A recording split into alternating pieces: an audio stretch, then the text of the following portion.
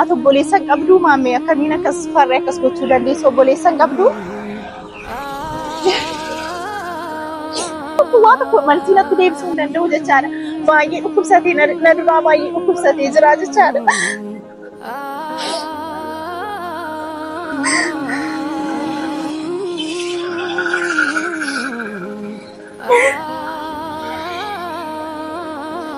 Kalbuko obsini patini wanda obsime egi wakayoni yo ture sinufa galfatanyatu isanaf kakate karan sanjabatu obsi albuko obsini pati akkam nagaya akkam jirtu hordoftoota keenya ani baay'ee fayyaadha.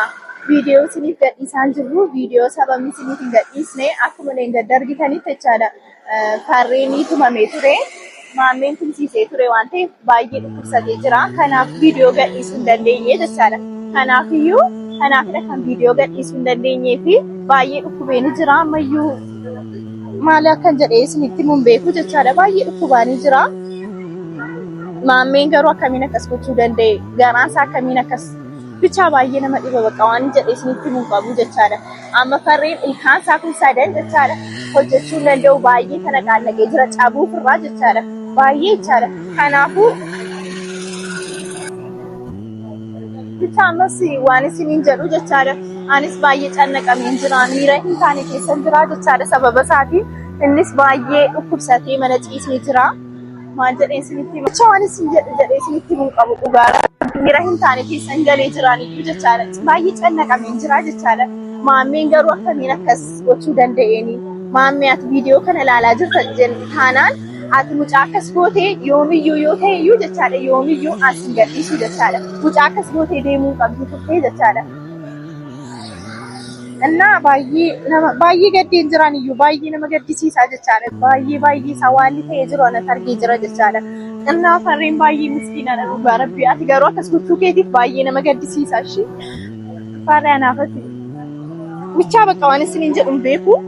Kanaaf iyyuu hordoftoota keenyaa viidiyoo borsiniif hin gadhiisaa amma yoonaatti waan isiniin hin gadhiisneef farreenis baay'ee waan dhukkubsatee jiru dhiifama guddaa sanaaf godha.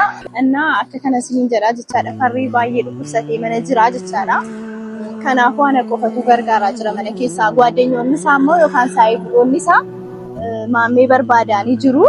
Maameen dhokatee jira amma kara gaxarii deemeetiyyuu dhokatee jira. Garuu dhokatee achitti nafuu saayibni farree keenyaas jechaadha achi deemanii barbaadanii jiru.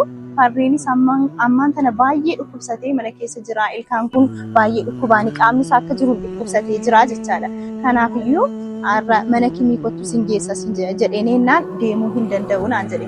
Kottu jedheetan nan kadhadhe gagaaf sanaatti kadhachaan jira. Hin deemu naan jedhee jira. Amma maallaqa argadhutti mana kimii hin deemu. Mana kimii guddaa deemeetanii qaama kiyya of ilaalchisaa jedheetuma taa jiru. Amma immoo dhukkubni garmaleetti ammaatee jira jechaadha. Dhukkubnitti ammaatee jira. Kanaaf iyyuu jechaadha waan hin godhu iyyuu hin beeku waan iyyuu baay'ee cannaqameen jira. Isa bira lola tiktookii farree jala lakkoofsa isaa fudhattee achi isa booddee farreedhaaf bilbiltee jechaadha. Farreedhaaf bilbiltee achi farreen immoo kaasee asofsiiseenii waliin eeggaa isaanii booddaan farree bira deemee jennaan farreen namni akkas akkasiinaaf bilbilee ture jedhee gaafa inni natti immoo ani immoo lakkoofsa silkii farree irraa fudheetan ayyaaniif dawwalee jechaadha. Dawwalee fi achi isin barbaada.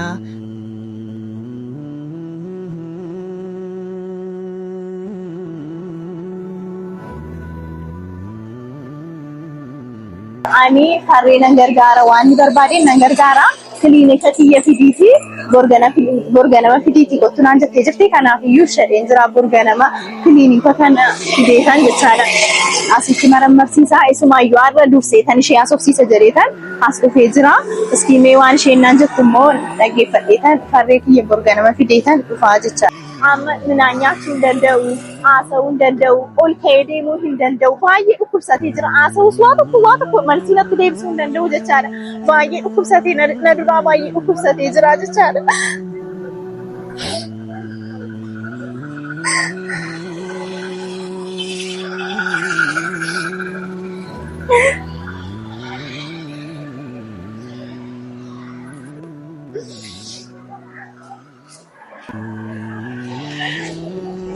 Ifa manaaf godha shi. Baay'ee ifa manaaf godha. Waan jedhee isinitti hin beeku bicha baay'ee isaa dhukkubsataa jira jechaadha. Kanaafiyyuu borga nama fideetan iyyuu as akkamsiisaa isin argitu garuu baay'ee dhukkubsatee jira. Waan tokkoffaa maammee ati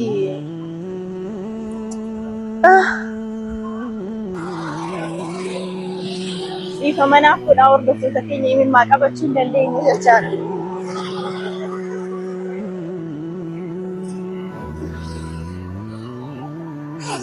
Kanaafiyyuu maammee eessumattiyyuu yoo baqatteeyyuu jechaadha. Inkwaan gaxarii dhiisiitii biyya Itoophiyaa keessa yoo baateeyyuu yoomiyyuu silqiisu narkaas bahuu hin dandeessu jechaadha. Ati obboleessa hin qabduu maammee akkamiin akkas farree akkas gochuu dandeessu obboleessa hin qabduu?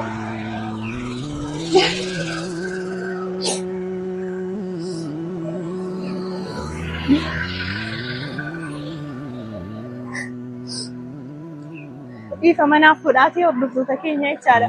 Maammee yoomiyyuu yoo ta'e si gadhiisu mana seeraa si geessaa seera qaama seeraatiin si gaafatamtaa jechaadha. Kanaafiyyuu waliin hinaasofna sirriitti. Yoo gaxarii deemtee turte viidiyoo hojjettee gadhiiste sanas argeen jira jechaadha. Viidiyoo sana sirriitti argeen jira. Baadiyyaa keessa teessee viidiyoo as argite gadhiiste sana argeen jira. Yoomiyyuu jechaadha viidiyoo sana gadhiiste sanas argeen jira. Baadiyyaa keessatti taa'uu dhiistee biyyarraa yoo baateeyyuu seera jalaa dhokachuus hin dandeessu, na jalaas dhokachuu hin dandeessu jechaadha. Anis baay'ee si barbaadaan ture, iddoo ati jirtus dhaga'aan ture jechaadha. Kanaafiyyuu ati obboleessa qabduu farree kanatti akkas gootee deemtu baay'ee nama gaddisiista, baay'ee sitti gaddeen jiraan waan kana sirraas hin eeggadhu jechaadha. Sirraa waan hin eegamnedha kanatti hojjettee deemte. Amma farreetu argite jechaadha baay'ee rafee jira.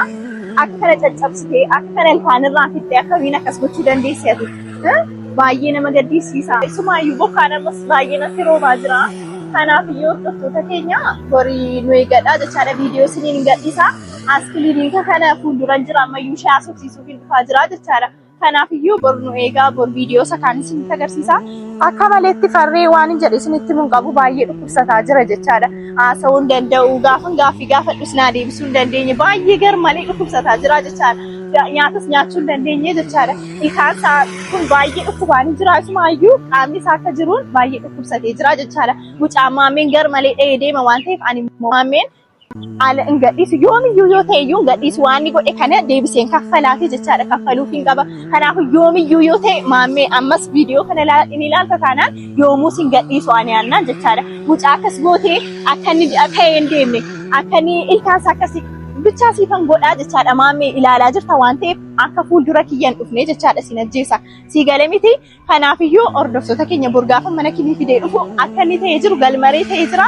Bol ilaaluu dandeessu jechaadha. Farree isinis ilaaltanii faraduu dandeessu jechaadha. Baay'een isin jaalladha. Viidiyoo isa kaan immoo boriitun isiniif gadhiisa waraabee jechaadha. Nagaatti baay'een isin jaalladha. Nagaatti.